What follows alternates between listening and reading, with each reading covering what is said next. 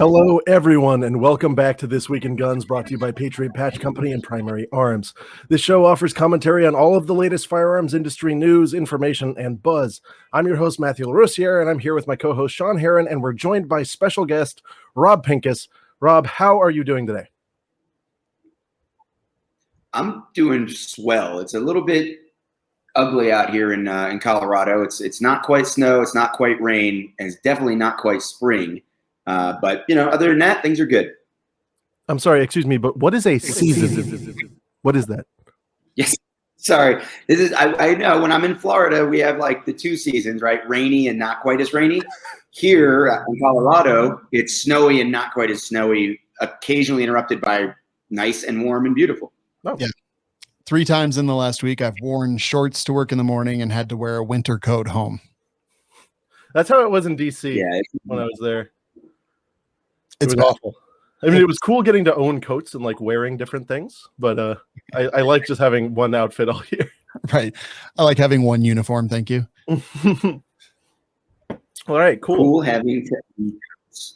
Well, awesome. Well, great to have you on here. We've got a few interesting topics to cover tonight. Well, anyway, that out of the way, Pincus, let's talk about your Stinkus. All right. Again. Oh, what else? What's new this week? Haven't I done anything since the last time I was in trouble? Well, it seems like you might have redeemed yourself. Is the thing you posted on Twitter? So many people, huh? That would ruin the fun for so many people. Well, yeah, you didn't get everybody, but it seems you might have redeemed yourself to some of the 3D printing people. I think you remember, and we kind of covered it on the show a couple months back. You hypothesized about this way of getting the industry into 3D printing, and that included something about some kind of like I think people were throwing around like Napster and iTunes and Zune or whatever. Like you wanted to make the Zune of 3D guns, but you did say here that you've reflected and you understand the concern that Zune treatment of guns would have posed. And let me quote you here. Make no mistake, any government restriction on the transfer or availability of 3D printing files is unacceptable. Yeah. Oh, who's that guy next to you? I recognize that guy. Look at that. Yeah. And again, I think that, Sean was there. The conversation originally was not about the government. So it's real easy. Everybody's like, why don't you just clarify? I'm like, okay, I'll clarify. So yeah, put out a statement and, Matt and you and I talked about it. And it's like, and I think I reached out to you, Sean, like, when we were doing that, did it seem like I was talking about the government or was there and it was like 6 weeks, right? And I actually had to go back and listen again. And I was like, yeah, definitely, talking out loud. We were having a good kind of free-flowing conversation about what I think is incredibly important. I still think is incredibly important is getting the industry, right, the establishment, like into backing gun making more so than they do. Because right now it's, Brownells has been doing it forever, but there's a big, and JSD Supply is kind of like the new guy on the block, Primary Arms Online. You guys were just looking at their website, all kinds of support for parts and things like that.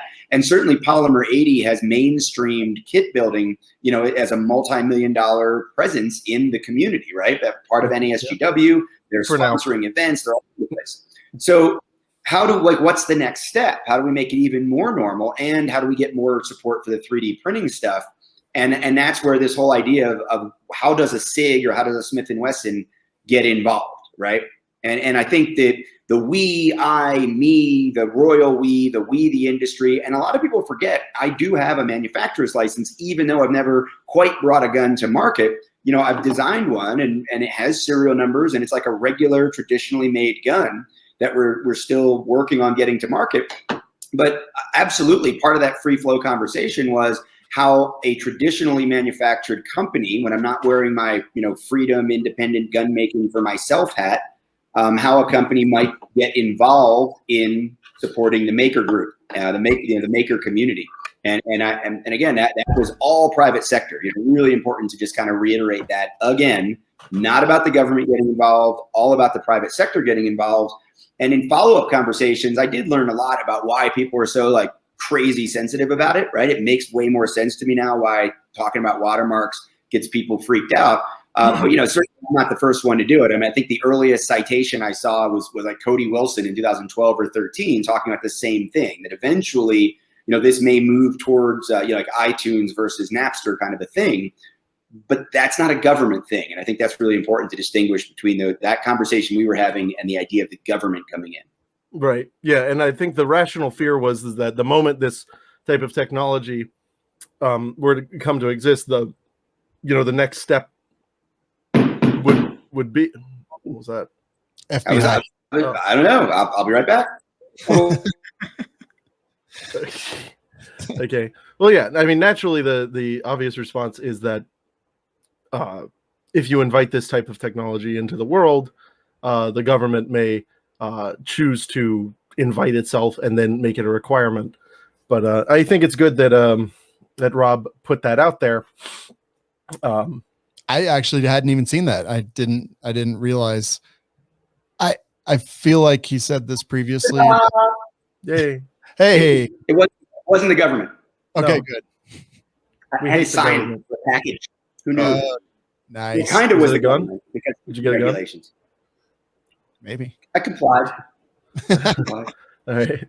Yeah. Anyway, I hadn't seen the April 12th post. I totally missed it. But yeah, I was reading through like the comments, and seems like I think you did a good job. I think you addressed the concerns that people had, and it's really rare in the gun industry to see people actually step out in front of stuff and be like, "Yo, this is what happens." So kudos to that. I do, and look now, and I hope you know that on this program we ask the hard hitting questions. All right. Okay. So I'm ready. I'm just going to ask you: did you or did you not throw a dude's firearm into a berm at a class? That's happened so many times. Oh, right. Like I don't know why, and I've commented on this so many times. So I don't really know. Like sometimes people will say, like, "I'm going to ask you a hard question, Rob," and then it's like, "Okay, but let's do this little one first." Cool. Maybe this is the warm up. Like that happened the first time that happened. Right. It was like before social media. It was amazing that it got traction on like the chat forums. Right. So I can act this out. Right. So here you got to. Yeah. Act it out. Let's see. We'll do this one. Okay. Check it out. Clear, easy, right? I don't give a shit. Just do it. So here's a guy. Oh, can we do live? Can I touch guns? Just don't charge it. Yeah. So I'm doing pew pew pew. Guys on the brain, pew pew. And then the guy does something completely ridiculous with the gun, right? So I'm like, hey, let me see your gun. Cool. Take his gun. And then like, oh, okay, cool. Look at that. Now it's unloaded. It was an unloaded gun. Mm-hmm. And literally, I think maybe the first time that this happened, it wasn't that I disassembled it. The very, very like original one that got everybody mad. But usually what I'll do is I'll do like, okay, see this? We're done with this. You're done with this. You can have this back in a minute. And what had happened was this was an L-shaped range. So we're all lined up like 10, 12 people against one of the side berms, shooting at a steel target like, I don't know, it was as far away as an advanced pistol class, so 50, 80, 100 yards away hitting the steel target. So I took his gun, and the berm that I tossed it onto was the one that was like right next to us, right? And what was funny about it was we all left to go back to the table, and like there was no harm, no foul, no big deal. Like you learned your lesson, cool, think about yourself, let's go reload. And the guy got back to the table, and he's like, hey, where's my gun? Like, I don't have it, it's over there on the berm. It's like, okay, so he goes and gets it. And it was like 6 months later, a person who worked for a competing company, I'll air quotes, competing company in that area, like told the story to somebody who then told the story to somebody. And then by the time it hit the internet, it was Pincus took it, like punched a guy, took his gun, threw it down range. It was loaded. And then when it hit the ground, it went off. And then like one of the students almost got hit. You know, I don't know. It was crazy. Wait, Guys, wasn't that what? I thought that was a Jaeger class. No, I'm the guy who's been doing this for like 20 years and never had a student shoot themselves and never had a student shoot anybody else. And like that's the cool, unique thing about me. Not that I toss somebody's gun. Well, do you frequently toss the guns, or is it just the one time? I would say that it's probably like maybe like 1 out of 10 or 12 classes, somebody gets their gun taken and stripped and put somewhere. Probably not super politely. It's usually a safety issue, right? And it's usually like a repeated safety issue where it's just like, you know what, you really need to think about yourself here without access to a gun and take your gun apart and let you have to think about it even more. First, you have to think about the fact that I have your gun. You think about the fact that I just disassembled gun. Think about the fact that I just tossed your gun on the ground or wherever I put it, and then think about it more while you're putting it back together after your timeout. Sometimes you have to write a safety poem, or sit in the ground and think about yourself. I mean, there's a lot of different ways to get people to refocus on the balance of risk and benefit. So naturally, I didn't read the whatever club forum discussion that happened in 2001 or whatever. But what I did read that was very entertaining was somebody pointing out a safety concern, and this would be the safety concern of the bullets coming down range. Either directed at or wildly in the direction of Rob Pincus for throwing his gun. Is that did you read that? You have any opinion on that? No, I don't know what that is. You're saying like he would have been like angry with me and like violently resisted me taking his gun, or like got his gun back and then just started slinging rounds because he was mad. Well, here's the thing: like everybody talks tough in the comments, right? Like the fact is that this is like what happens in classes tends to make a lot of sense in the context of classes for the people that are there, particularly if you've been doing this for a few decades. And when you hear it out of context of the class, without the emotion, without the attitudes, without the seeing what had happened, without the responses, without everything, it might sound completely ridiculous, right? And I think that's probably what happens more often than not. And then I'm like not the guy to be like, oh, no, you got to understand, and like hedging my bets and hemming and hawing, like, oh yeah, I did that. And it made all the sense in the world. And everybody, even the person that's involved in it, 99 times out of 100, like, and again, it's not like I've thrown 100 guns the way people think of it, right? But whatever the thing that sounds like it might be completely outrageous, that thing in the midst of the class, like everybody usually gets it 100%. And it's something we're laughing about by the end of the class, including the person who, had to have the safety reminder or had the whatever the thing was. And every once in a while it doesn't work out, right? Like every once in a while I roll those like psychology in the class dice wrong, and the person is like horribly offended by it. Yeah. But at the same time, it's like, listen, it was, for all the tough instructors who are like, you have one safety violation in my class and I'm kicking you out, you can see the highway. It's like, at least they get to stay. The most. Like, why would you kick out the person that needs your help the most? We had one guy tell one of our guys on our instructor group went out and told a guy to go look for fossils for like half an hour.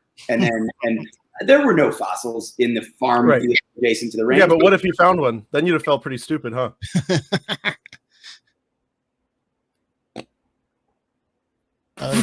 He froze. We broke him. We went off script. He froze. Well, but yeah, well, actually, I guess he's not here, but that makes sense. Yeah. I've been on the range. Oh, there he is. Yeah. He's Rob.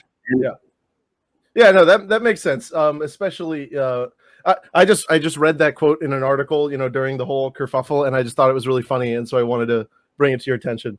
I guess there's like 3 articles out there at least that I know about that are like real. Well, who cares? We'll keep it. We got more. Yeah, that's fine. They're not really well written anyway. I've got a funny thing actually. I've been on the range with Rob a lot. He was teaching a class and I was taking a class. He was guest instructing at a place down here, and there was a guy like acting incredibly unsafe. Not even unsafe. This guy was just incompetent with a firearm. Right. And he was getting worked with. He had an instructor standing right next to him, and he pointed an AR in Rob's direction. It was unloaded. But still no excuse whatsoever. And Rob looked at him and he was like, if you point that fucking gun at me again, I'm going to come over there and I'm going to take it from you violently. And the guy learned his lesson. It was good. It was contextual. It was firm, but not incredibly mean. And the guy learned a pretty valuable lesson. I don't want to simp for Rob or anything, but I thought it was a valid response to what had happened. Yeah, it is something you got to get creative in. Rob threatened one of his students with violence. Right. Yeah. No. Well, no, you got to get creative with stuff like that, and especially because the people who, in my experience, are the worst with gun safety are the ones who think they're the best. Yeah, cops. I mean, would you agree, Rob, that a lot of times when you I've given instruction to law enforcement officers more than once, and I mean they're just generally very unsafe. Would you agree?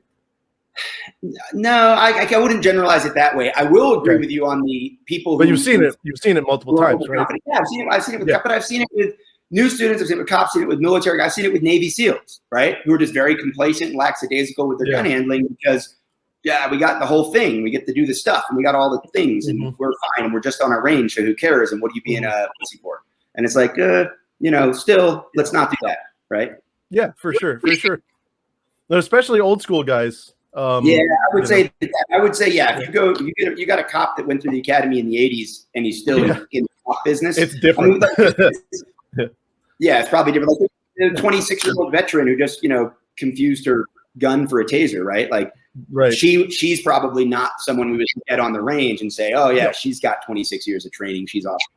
Right. Well, so going off on all this stuff. Well, so that was fun. I mean, thanks for tackling all that with us. Now, I'm sure y'all have heard about this next big thing, and I'm sure it's what everyone in the audience is like, come on, guys, just get to it. That leaked ATF document. That big boy. Did y'all check that out? Ish. Okay. Well, I've just spent the last 36 hours completely digging through it, and oh boy, it's a mess. I don't even know where to start. It makes a big mess of the term framer receiver. It literally transforms it into a dog's breakfast. There's a lot of other things in there. There's just so much in there, and I think it's so, if we thought the bump stock reclassification was insane, they literally, the way they're wanting to get at 80%ers is by redefining the term framer receiver to then insert another term, which is readily restorable or whatever, which a term which is not in the law, and then define that term. So it's like, it's like you told them, you're like, hey, ATF, sit down in your corner and define the word receiver. And then they're like, I wrote a book. Here, frame and receiver and it's nuts. It's really nuts. It sounds pretty nuts. So how did they do this? What do you mean? Is this actually their purview, that this is like the thing that they're supposed to be doing, like redefining what actually exists under the law? They just went and did it. I mean, it's a leaked document, so let's be fair. Maybe it was a draft. Maybe they're going to work on it still. Well, it says right there, not for distribution or whatever. This is a leak. But so it doesn't tell us what the final rule is going to be. Like, there's some typos and stuff in there which were really funny. But it does tell you kind of where the headspace is. And the most interesting thing to me is they write up the term framer receiver, and they spend all this time going that part, right? That part. And then they're just like, oh, by the way, every new gun every single part's going to be the framer receiver until we see it. It's like, what the heck? What? It's literally in there. It says if there's a gun that's of a new type that the ATF has not seen yet, every part that could or provide any mechanism to house any fire control part, which includes the breech block, the hammer or linear hammer striker, the firing mechanism, the barrel, like all of this stuff, any of those parts shall be considered a framer receiver. So it's like, it basically says if you make a new gun, you got a lot of receivers. It's clown shoes. It's nutso. And all of this, I mean, of course, the big thing, right? Like, that's just ridiculous. And the nice thing is that the way it's written right now, it wouldn't actually go back and affect like ARs and stuff like that, because those have already been dealt with. It does make a weird reversal with the AR-70. Like, what are you doing? But what it does do, specifically to get at the polymer 80s, it redefines that term to include substantially complete. And then there's like 4 pages on what is readily completed. And it basically, the linchpin is something that is completed to the point that it is identifiable as an incomplete gun part, which, what the hell? And then, right, like anything that's vaguely gun shaped, you'd be like, oh, that could be a gun one day. But the one other thing, it doesn't really touch 3D printed guns. That was my next question. It doesn't seem to.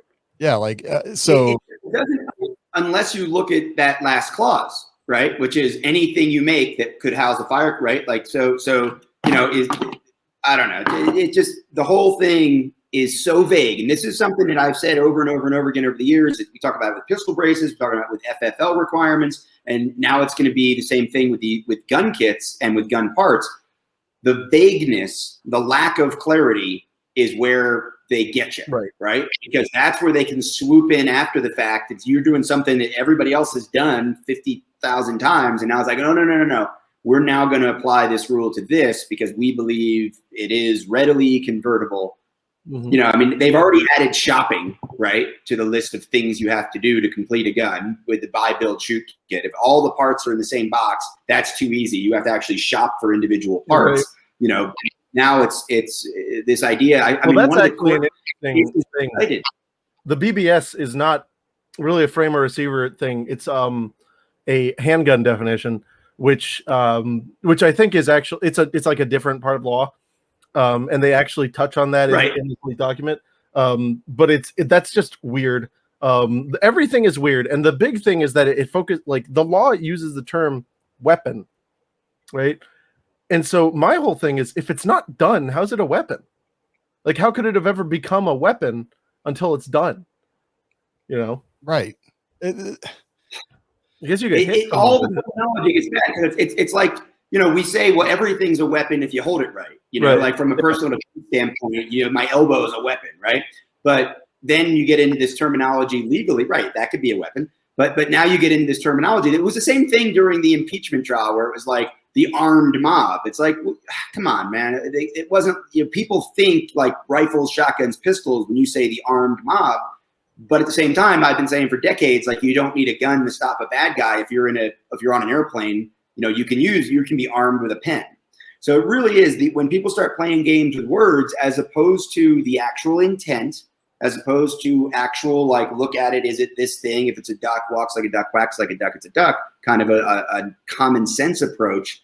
You start playing games, and this is a lot of this is legalese. Ultimately, this is going to be tested in court. What is a receiver? What is a handgun? What is a firearm? What is a weapon? You have to kind of know it when you see it. Well, and that's what they're kind of saying. So go on, Sean. I was just going to say, I would never expect the government to take the pro-life side of this, right? Because we're out here like, no, life begins for this gun in the second trimester. No, life for this gun begins at the moment of conception. It's true. That's what's happened. It really is. Like, oh my God, that's brutal. I'm going to use that. Yeah, the whole time we're talking about this, I'm like, wait a minute. This sounds like a very familiar argument. The gun begins at conception. Like, the gun begins in the CAD. But yeah, no, it's really silly. I don't know what's going to happen, to be honest, with this. I hope they chill out and reel it back. I do see some avenues for challenge in here, especially in the way they import all these terms that are not in the law. They're not supposed to be able to do that. But we'll see if our, chicken shit judiciary is willing to actually step up and do their jobs for once in a century, right? Yeah. Wow. What a time to be alive. Right? Yeah. Anyway, speaking of the judiciary doing their jobs, Pincus, tell us, what do you think about this, the results of the Derek Chauvin trial? Why, man? Why? Like, I'm just trying to get out of, like, everybody being mad at me. I think the worst thing that happened this past week was just kind of like almost every week, Maxine Waters being allowed to speak publicly. You know, and I do not buy into the idea that, you know, she swayed the jury. All right. I have to believe in the sanctity of, like, juries and their ability to do their job. So I can't go that far. But she did make it ridiculously easy for anybody that doesn't like the verdict to now, like, blame her. You know, and somehow, like, she has that kind of power. I can't figure out why you want to give Maxine Waters that much power and influence over planet Earth, let alone a jury that's sworn to do their duty inside of the judicial system. But that's the most annoying part. I was in law enforcement, right? So I get the idea that there are people that abuse the power. There are people that kind of skirt that line of selective enforcement in a way that is unfair to a group of people as opposed to a specific person who did something wrong. And that kind of stuff has to end. I think Chauvin's one of those guys. I don't know the legality issue of I wasn't on the jury. I didn't sit here and watch every minute of the trial. But I have to have faith in the legal system, right? Otherwise, what's the point? And I have to apply my principles consistently. So if I'm going to say, hey, let the trial play out, and the trial plays out, and I don't see anything, I personally do not see any gross reason why that trial was not valid. So I got to go with it, and I think it's disingenuous to me. The thing that bothers me the most in our community is I'm seeing a whole lot of people who said there's no way that Trump or Giuliani or Trump Jr. or anybody else could possibly have influenced anyone's behavior when it came to destroying the Capitol. But obviously Maxine Waters holding a press conference made that jury vote guilty. Right. That's just disingenuous, and people need to figure the principles out. Yep. Sean? I'm reasonably indifferent. Like, honestly, I don't live in Minnesota. I didn't know George Floyd. Like, clearly there's a lot of media out there, but I tried to keep my nose out of shit that isn't really mine to pay attention to. It doesn't smell great, does it? Like, shit? No, it really doesn't. Like, I saw the video of him kneeling on the neck. I was like, wow, that seems a little bit messed up. I read a bunch of other stuff online. I was like, wow, some of that seems messed up. Wow. George Floyd seems kind of like a douche. But then at the same time, like, I really don't think under any circumstances that George Floyd deserved to die that day. Yeah.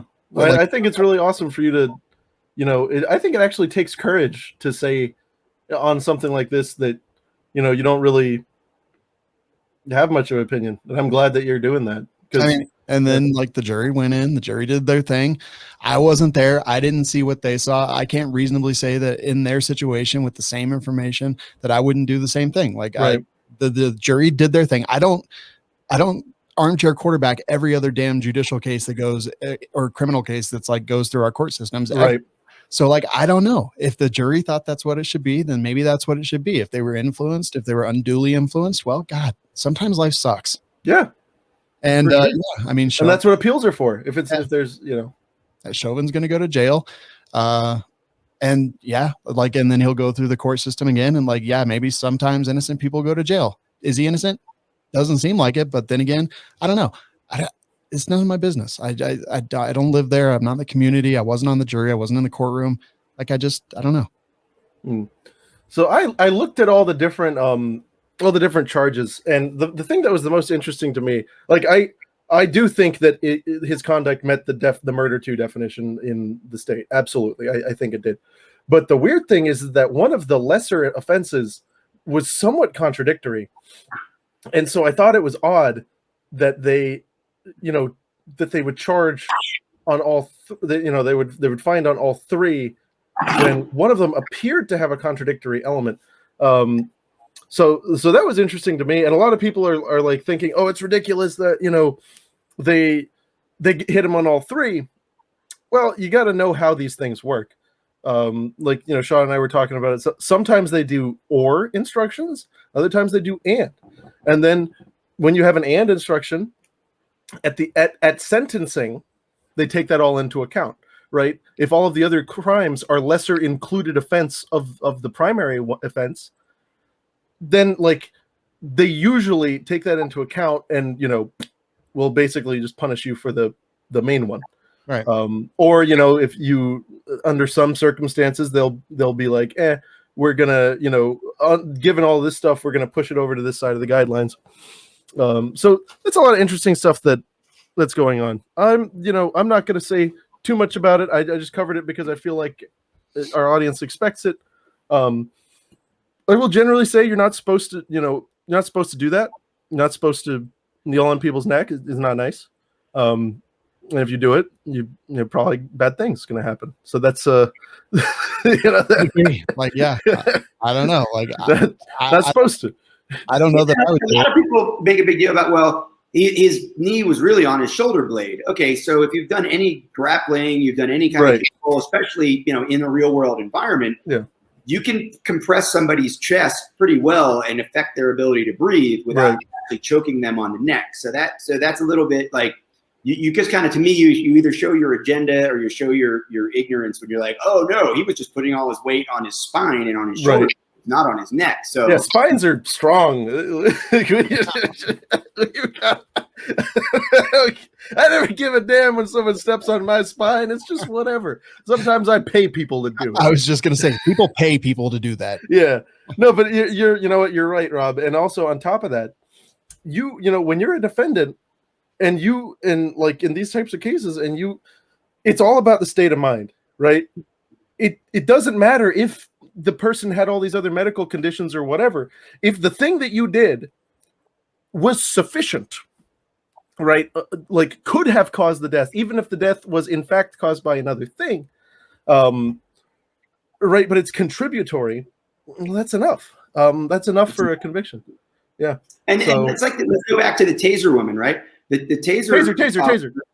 People are like, well, the guy was wanted for this and he was escaping and he was all those things. And it's like, so, I mean, even if you want to go to that extreme, like you can't just shoot people and hope that you can later figure out a reason why. Like they do it all the time. Yeah, well, she clearly intended to tase the guy. She clearly intended to stop his escape. She wasn't trying to protect herself or anybody else. And so then using that as a template, you got to say, what was Chauvin doing? Right? Yeah. Was he asserting his dominance, you know, as the guy got the badge and I got the flashy red and blue lights and you people here aren't going to tell me what to do and this guy's a shitbag, so I'm just going to stay here on him. I'm going to get a little bit of punishment right here in the street. You know, anybody who's been in law enforcement knows that stuff sometimes happens and it shouldn't. And that's what that looked like to me. Yeah. Yeah. Right? It to me, it looked like a rough ride where they throw back the paddy wagon and hit every bump at 70 on the way there. It looked like that. He just did it in the middle of the street in front of everybody. Yeah. And that's a little dumb. And if you're really dumb, you probably shouldn't get away with stuff. Yeah. And he didn't. And well, we don't know what's going to happen on appeal. True. Because this thing is politically motivated both ways. I mean, did you see the Liberty Hangout guy? He was shitting his pants. He was having a total conniption fit over this, like saying he was going to leave the country and all this crap. And it's like, brother, go to some other country that's less. I'm going to go to the country. I'm going to Venezuela. I'm going to Venezuela so I don't have to ever worry about if a cop shoots me. I just don't even got to think about it over there. I don't know, man. Oh, man. No, it's silly. It's just silly. And the best part about this is no matter what happens, people are going to act ridiculously. Like, and then, and people on the other side were like, this is the end of racism. It's like, we didn't really do anything. Are you kidding me? Like, we held a cop to account one time. Congratulations. Like what? I don't think that means much, No.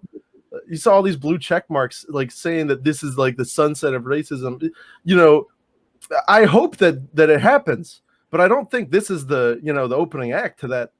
To that story. I mean, like this. Like I'm wearing one of Maj's shirts, right? Like, I didn't know we were going to talk about this, but you're not going to end racism, right? It's kind of like this, right? It's like you got to like push it back. You got to make sure it's not being accepted. You got to hold people accountable for it, like ignorance, racism, bigotry, like all these things. We should just be like, hey, be a better human. You know? Yeah, like you should be embarrassed to be a racist. You should be embarrassed to be an idiot. You should be embarrassed to be inconsistent on your application, your principles. I'm going to be embarrassed if I don't make it to my next live event, guys. I think you're having me on tonight. I got 38 seconds to jump. All right. Well, hey, tell people where they can find you on the social media, and then take your lead. You can find me everywhere on the social media. Pincus Rob, Pincus Rob, Twitter and Instagram, and go to gunmakersmatch.com to learn more about how you can show off your prints and your kit builds and all that. Awesome. Thank you for joining us, man. See you, buddy. All right. So screw that guy. No, I'm kidding. No, I mean, like, that went exactly how I thought it would go. Better than I thought. Yeah, it was good. Yeah, better than I thought. It was good. And it's interesting to hear like different viewpoints. The thing about all of the Chauvin trial is that I just see people just like losing their damn minds, both sides, calling people out, insulting each, like, oh my God, shut up. Right. Like that. Just shut up, man. So sick of it. Like, Yeah. oh my God, what are you outraged about today? Like, There's no saving them. Up. Yeah, you can't save them. Yeah. When your product, when the only valuable thing that you bring to the table is outrage. And I'm talking about like the influencer culture as a whole. Right. Like, what are you doing, man? Like, find something else. Like, go make something. Anyone can talk. Yeah. Anyone can say things. Anyone can listen and figure out what's going to get the biggest response. You know what they all are? They're all hypocrites because they want to talk about how media is the enemy and the 24-hour news cycle ruined everything. And then they go on and they perpetuate and they promote the 24-hour news cycle. They feed it because guess what? They figured out they were saying all that until they learned to use it for their benefit. Yeah. Like, and then now this is so cool. Today on social media, I've just been like unfollow, like eat a dick. I'm so sick of it. No, man. And you know what I was going to say? These people, and I've been in the intellectual sphere for a long time. And you know, it got to the point where I was just like, you know what? I just got to go weld something. You know, I just got to go do something, you know, that's for real, because there's all these people and they're the most depressed and just unpleasant, awful animals that you'll ever meet. And I think it's because they've never made something. All they can do is create a reaction. And that's why I'm just like, you know, I want to do like some kind of, you know, public awareness campaign where everybody's just got to come in and there's a bunch of like TIG welders and like lathes. And it's like, you can't leave until you make something cool. You know? I honestly create something instead of trying to destroy everything. Right. I think it'll change your life. If you're out there listening, sit down, make something, fix something, do it. Just do something and you'll feel like a real person. Like just Google how to make a camera obscura. Like you can make that with just stuff you have sitting around your house, but the result is something cool. And you'll be like, man, that was actually pretty awesome. And then make something else, print a 3D gun. Like do something, like put something positive into the universe, make something that people would ask for on purpose. Yeah. Right. Yeah. Nobody would sit there and go, you know what? I would really like it if my favorite blue check mark made me really mad today. Like people don't go and say that on purpose. Like go out and make something and somebody be like, I want that. Yeah. Yeah. It would make their lives better. Like today, I literally had enough. I got sick of it. So I went in the other room and I worked on my photography skills. And then when I was done with that, I came back into my office and I wasted some time taking dumb pictures, but I was trying to improve a skill that I have, or a skill that I'm working on. I shouldn't say I have it. And then I came back in and I worked on my editing skill to improve a thing that I've been working on, something I care about, something that I think is fun, just because I just had enough, man. Like it's the hate on the internet the last couple of days. Yeah. It gets to me. And I'm like, I just don't understand. Like if we don't figure out a way to like just stop being the enemy of everything that we hold dear, we are our own worst enemy. No, we're screwed. If we don't figure out a way, like, I mean, it just like the bad guys win. I don't even know. You know what I've been doing? What's that? I write a lot, and that's one of the things that I do. So I decided, I was like, I'm going to treat myself. I got me one of these bad boys. Oh, damn. You remember this? Dude. Okay. So I've worked on that very specific keyboard so many times throughout my life. It's the big clacky IBM, right? It's the Model M with the buckling spray. It's an OG 1984 Model M. That's awesome. And it sounds so loud when you type. Yeah. And you know what? I sat down and I started writing and I started working on the stuff I had to work on, and I felt good. And then I sat down and I started working on my own gun design. And I've been doing 3D printing and stuff, and as you know, I bought some machine equipment and I'm starting to learn how to use it. And I talk bad about primary formal education, but I went and bought this like college CNC book. Nice. Because I was just like, there's so much BS right now. Yeah. I'm just gonna sit and make stuff, and I'm gonna figure it out. And you know what? I can't tell you guys enough. Just go and do it. Make some things. You're gonna feel so good, and you're gonna be able to sit there and look at all these stupid, ugly people that are not making anything, and you're going to be like, you're going to look at them and you're going to smirk. You're going to be like, dumb. And here's the thing, right? Like, I'm not saying that like George Floyd didn't matter and Derek Chauvin doesn't matter. Like they matter to the people that surround them. I don't know either one of them. And like, you know, I don't personally mourn every single death that happens on the face of the planet. I really don't. No, you'd be exhausted. Bandwidth, yeah. So like, had the media not told everybody how important this case was, then we would have never known about this case, because what is this? This is a cop that uses excessive force. A person dies, and then the cop goes to court, and then the jury says something, and then whether it goes one way or the other way, like this happens thousands of times every single day in this country, and probably a factor of 10 above that throughout this world every single time. So like, the media told us this was important, and here we are sucking it down like the freaking idiots we are. Yeah, drinking from the fire hose, and then taking the people who we have grown to trust, that are like commentators or whatever you want to call them, and drinking from their hate fire hose too. I've had it. I'm done. I don't care. Yeah, I mean, I will say so. I think we should care about it because, you know, as the government cranks up their desire to enforce gun laws and make up, as that last leak showed us, make up and invent gun laws, like we talked about last show, law enforcement is the tip of the spear. So, you know, I think it should grant us some solace that, you know, that they might be held accountable if they do something wrong.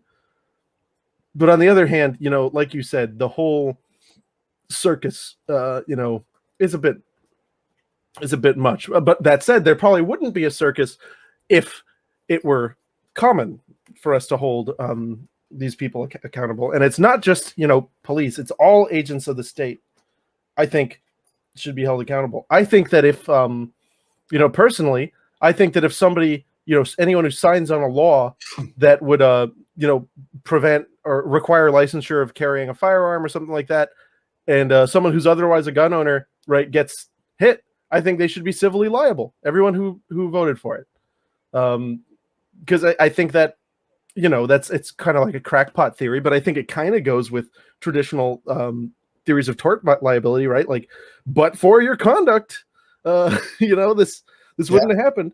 Yeah. So I want to see all the government held to account. And so, absolutely. You know what?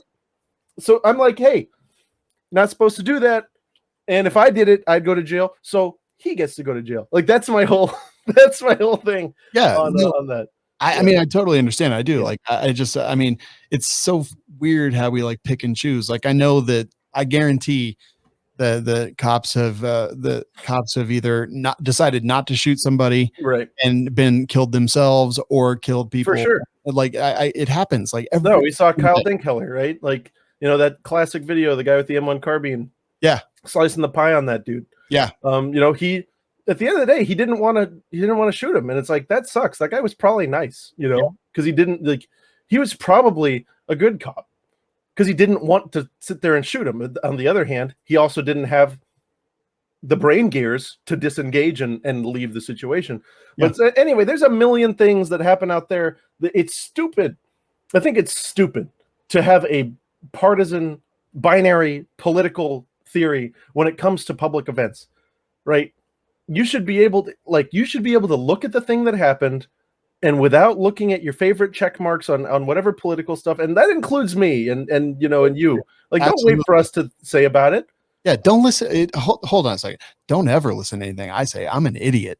Yeah. Well, my opinions are right. So you should, you know, anyone out there, your opinions of mine could be yours too. But yeah, anyway, I hate it. I hate the binary switch, because it's like, you know, people are, you know, they assume that you're a gun guy. Oh, so you also like X, Y, and the other thing. And it's like, no, dude, I just like guns. You know? Well, and that's the thing, is like, I really care about that leaked document from Biden and the ATF. Like, I really care about that. Like, I think that's very concerning. I think it's a big deal.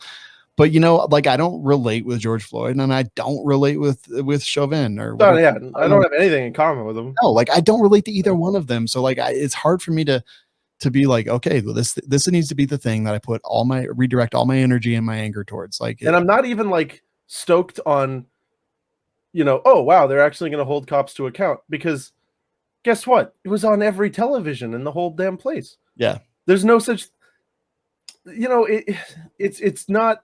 I would love to see, agents of the state held to account for everything they do. But this ain't it. This ain't the, like, look, this is one example where they did it. But do you think that this is going to mean? Well, here's an actual question, because I don't know. I don't know the answer. Do you think that this would actually maybe have some domino effect where in the future more agents of the state will be held to account by or do you think that this is just a big, it was on everyone's TV and so that's why it went the way it did? Did anyone learn anything from George Zimmerman and Trayvon Martin? No, nobody learned anything. It was a circus. It was fun to watch. It was Maury. It was who's the other guy? I forget. Jerry Springer. It was Jerry. Yeah.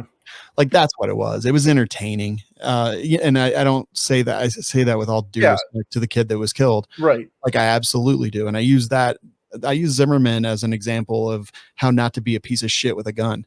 Right. Like, it doesn't matter. Like, I always say, was he on his back getting his head smashed into the cement by a person who was on top of him and had the advantage? Absolutely. Without question. It's every single thing that he did up to that point to put himself in that situation that makes him a moron. Like, at that point, did he defend his life, and was it valid at that very specific point, in that very specific context, in that very specific moment? Absolutely. Would I do the same thing? Yes. But I wouldn't have done all the same things that got him up to that point. So it's like, it's a circus. People want to see a car wreck. They can't stop from looking at a car wreck, and then they get in one themselves. Yep. Like, that's all it is. We didn't learn anything from George Zimmerman. That guy's still walking around being a piece of shit, honestly. So yeah, I don't think we'll learn anything from this either. It's a circus, and it gives someone. It'll be interesting either way. Yeah. I'm watching because I can't turn the channel. It's the main reason, because I live in this hell. Yep. But anyway, let's move on to more hell garbage trash. Ready. I got an idea, Sean. Okay.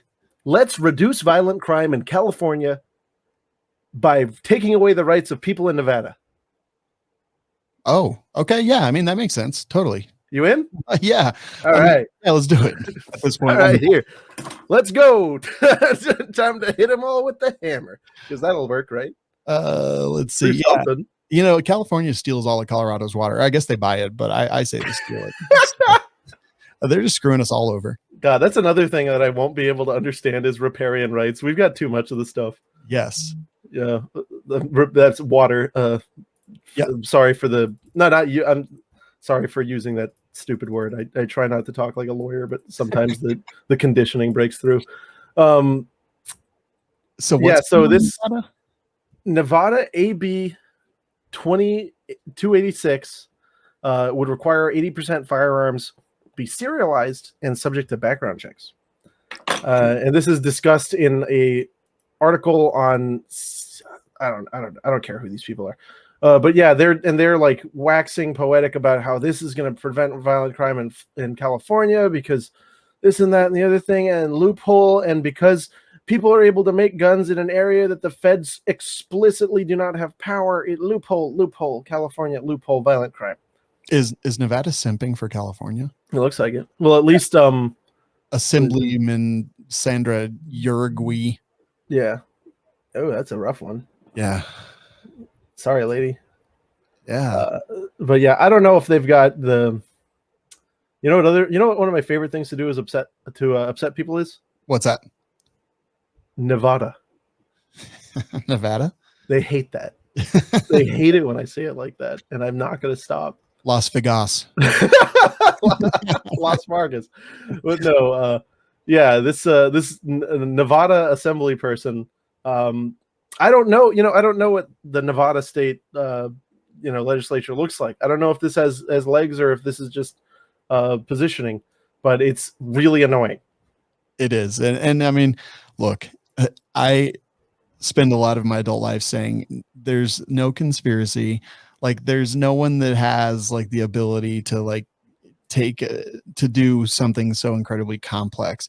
And then I constantly every single day see clear evidence. This keeps happening. Conspiracies. No, like, this is like some group somewhere is feeding all these progressive politicians this you know, their talking points, and they're like, this is what we need to do.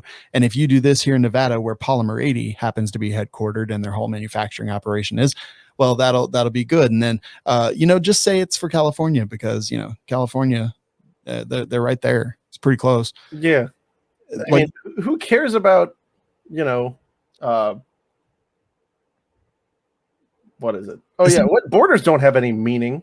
Right. Like, what are the limits of state power? I don't know. I'm just trying to save lives, dude. Yeah. It's just ignorant. And yeah, absolutely. The gun control groups, they're just feeding these vapid, stupid politicians. I love that word. Yeah. It's the perfect use of that word to describe. No, it's good. That's a choice word. Yes. Yeah. Well, anyway, so yeah, that's stupid. Next up, Texas. Or is there a way to pronounce Texas wrong that'll upset them? Texas.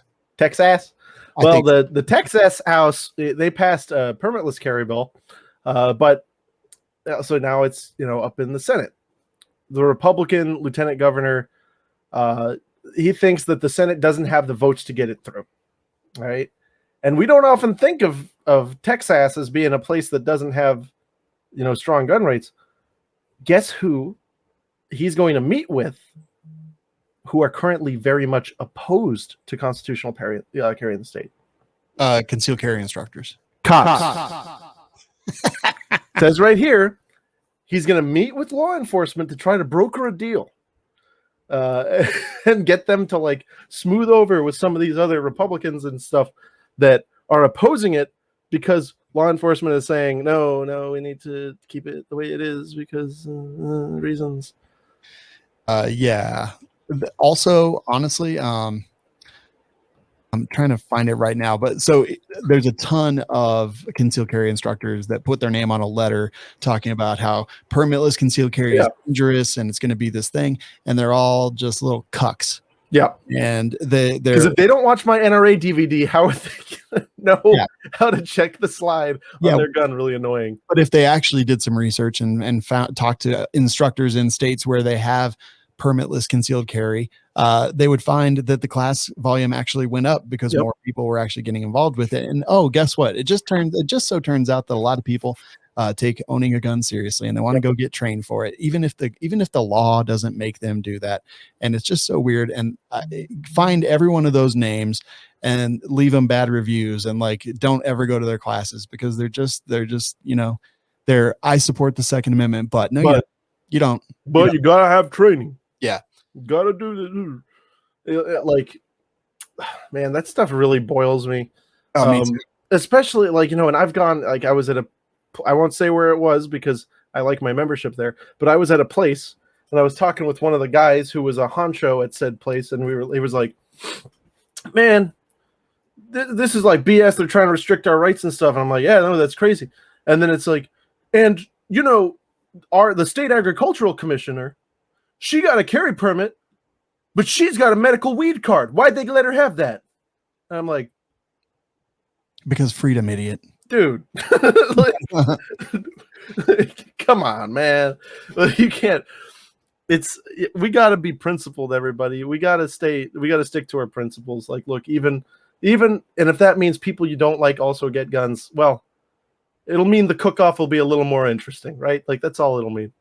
Yeah, well, I don't want people that I don't like to stop breathing. I don't want them to not be able to buy groceries. I think it would be funny. Not be able to drive a car. I want them to also carry a gun. Like, everyone should carry a gun, unless you don't want to, and then don't do it. Like I carry 2 guns. Yeah. Sometimes I carry 5. It just depends. You never know. It depends on how heavy I want on my backpack to be that day. But yeah, so for all those instructors, and if you are one of them, turn this off. Do not listen to this show. You are not allowed. Yeah, no, for real. Like, and especially your stupid little job. Like, I mean, if you're but it's just like you said, even if you're worried about your little tiny job, Like, guess what?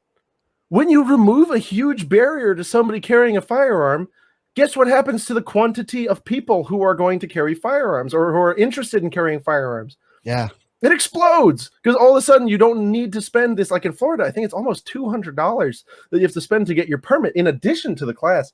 And so if all of a sudden there's not a $200 barrier and all of a sudden it's just the $100 or whatever it is you charge for your class, do you think you're going to get more or less people coming in? I would venture probably more. Yeah, we had Matt DeVito on this show actually a while back, and he's in the Northeast of the United States, and they did a constitutional carry bill, and he teaches firearms classes, and he said, yeah, business went up. He's like, even if I had to find a new job, didn't matter. Doesn't matter. Freedom is better. We talked about the people who own all these like really expensive machine guns, Yep. and that they don't want the NFA to go away. And I hate them just as much as I hate these instructors that don't want constitutional carry. And for those of you who missed that, Sean and I both agree, and we've both got MGs. If it meant that tomorrow you could have new machine guns, but we had to set all of ours on fire, we'd be like, just like throwing them onto the fire. And I think I'm going to start asking that to every other machine gun collector I meet. Yeah. And if they say no, I'm going to take a little glove and I'm going to hit them in the face with it. It's a wonderful idea. Challenge him to a duel. Yeah, a machine gun duel. Yeah, but you use your shosha. Yeah. I challenge you to a shosha. Sounds European. Why, yes. So I hope that this goes through. Like, of all the places, Texas should have permit. Right. Like in Colorado, we can open carry with no permit. We can open carry all the time. Clearly, there's some restrictions on that, or not clearly. There are unfortunately some restrictions on that, but I can just walk outside right now and open carry a gun. I have to have a permit for concealed carry, but I can open carry like all the time. And again, it's an infringement too. But. Yeah. But so yeah, the governor is going to sit on it until he feels like there's enough votes to pass. Is that like Captain America, Lieutenant Government? Sidekick? It's the evil. It's the I'm imagining there's a comic universe where it's Florida Man and Lieutenant Government, and they're just mortal enemies, and they're both awful. There's no good guy. Maybe so. Yeah, that would be good. It would. Yeah. So all right. This story is just a little interesting. In New York, a man has beaten a ghost gun charge in New York after the judge tosses the warrant. And what's really interesting here is the way they got. So, and this is the thing that always happens, guys, with the state. When they want to come get you, they make some crap up. And so they were looking on his Wish, and what's he buying from China? And he bought, something that was advertised as a car shifter, right?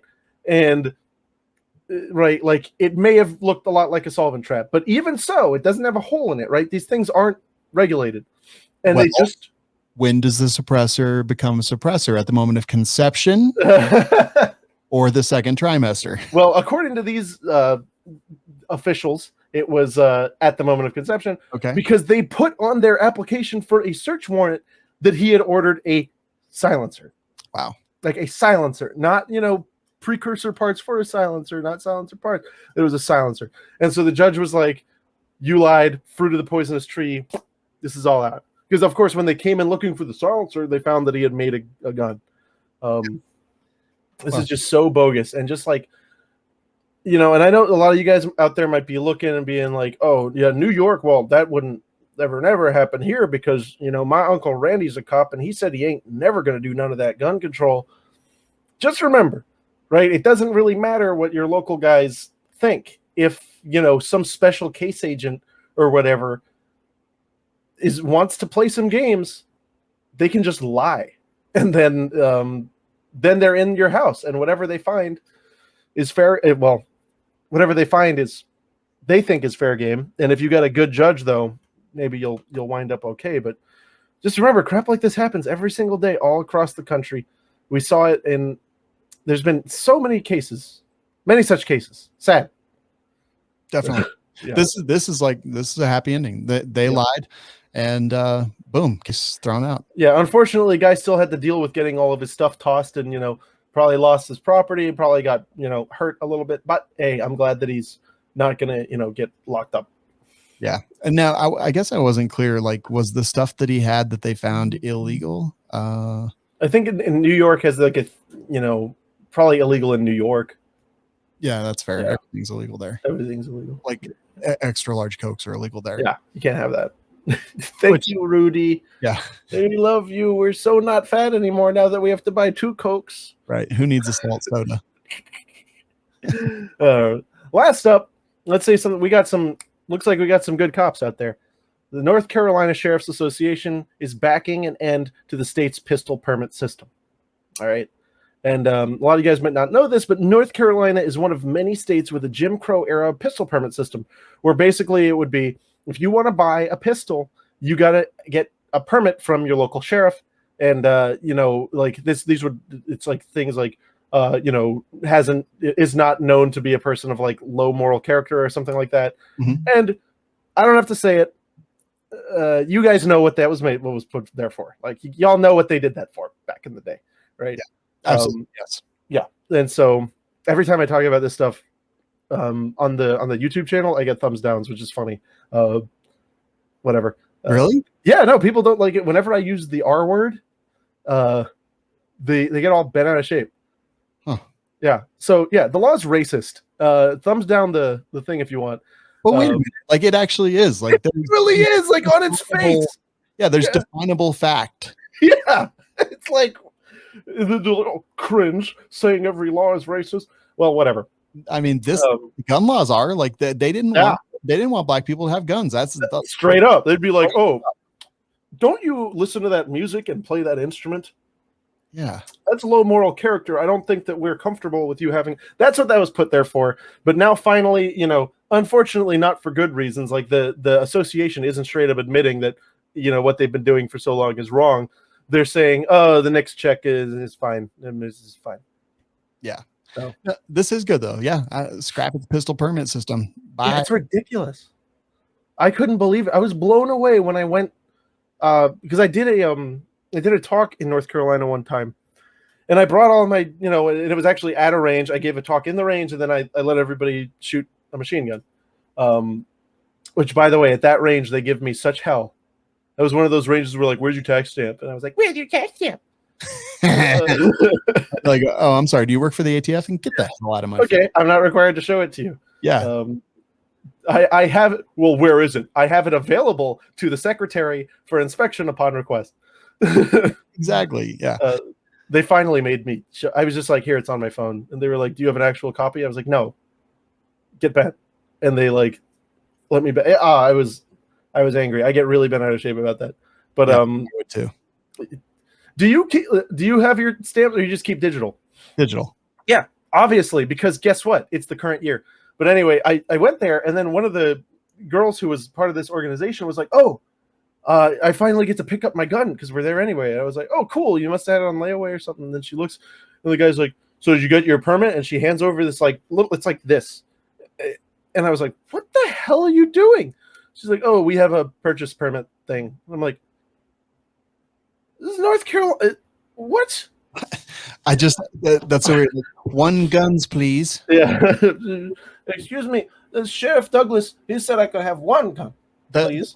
This is in the Carolinas. What? It's my guns coupon. Oh my god, that sucks. I really hope that goes through because that's ridiculous. That's so stupid. And like just today, I just went and bought a gun. Because like, why not? How are you going to have a system where it's like you can't just be like, every once in a while I go into my favorite pawn shop. The guy knows me. He we really have a good relationship. And every time I go in, I go, "You have anything for me?" Because he knows what I like. And then he'll come out and he'll put it above his head.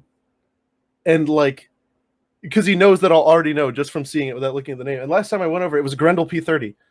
And he comes out and across the shop, I go, "Ah, Grendel P30." And he goes, "Oh, Matt, you're the only one who'd know what that is." And then he just hands it to me. I don't even ask him the price because we have such a good relationship. He hooks me up and I buy it. That's super cool.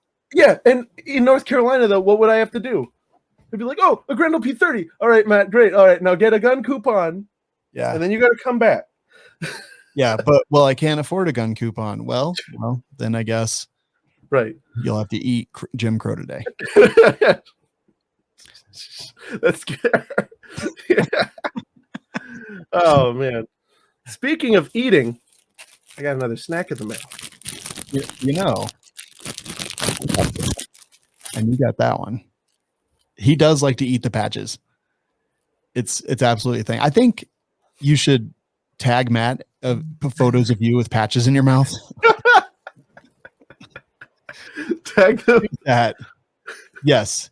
Everyone who hears this, tag Matt with pictures of you with patches in your mouth. I don't care if you're eating them, chewing on them. I don't know, seductively licking them, whatever. Do it. But yeah, these patches are dope. These are cool.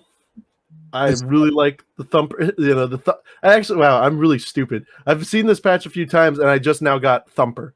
Oh, from Bambi. Yeah. Well, and the the 40, the firearm or whatever it is, the destructive device. Exactly.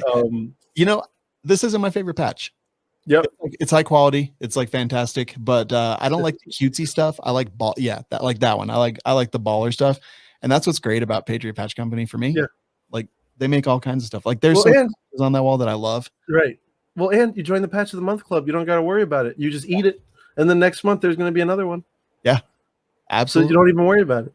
You just get it in the mail, and then they have stuff that doesn't come out in the Patch of the Month Club. It's just like I don't know. You can just take a look. Take a look on that internet, guys. Go up on the computer. Yeah, on the computer. You go to Patriot Patch Co. and put in code TWIG10. Yeah, absolutely. Easy to do. Matt, what do you do with your patches? I have them on a little pile. Okay, good. Sometimes I put them on my dog. Look at this.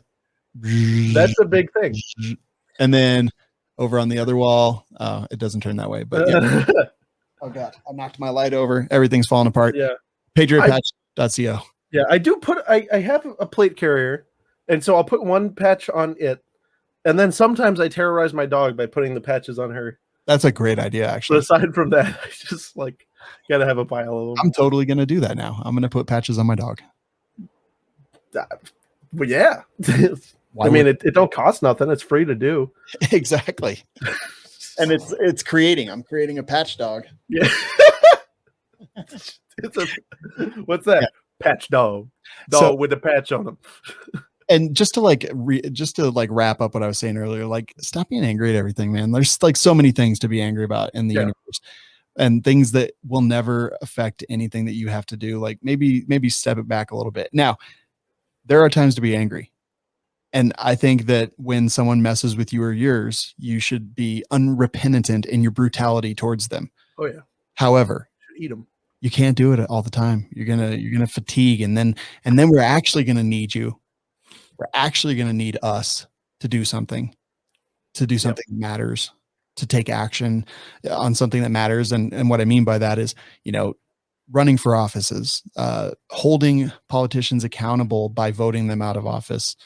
I'm trying not to have a Maxine Waters moment here, but can't do it. If you constantly just outrage about everything, then you're going to miss the important stuff. Yep.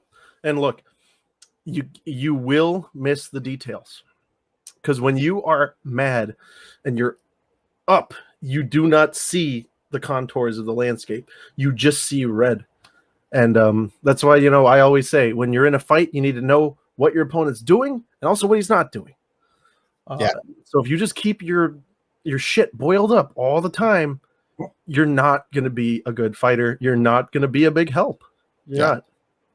Yeah, it'll weigh on you, and you'll burn out, and you'll be like, you know what? I'm not watching the news anymore. Right. You know what? I'm not paying attention to the internet. And that's going to be the time when your action is needed, and you won't be there. And it's because you spent all this time raging against the machine on things that don't affect you. Yep. So keep your eyes open, but not bloodshot. Yes. Yeah, absolutely. I think that's a very, very good way to put it, man. Well, hell yeah. All right, everybody. Thank you so much for joining us. We will see you again real soon. Bye.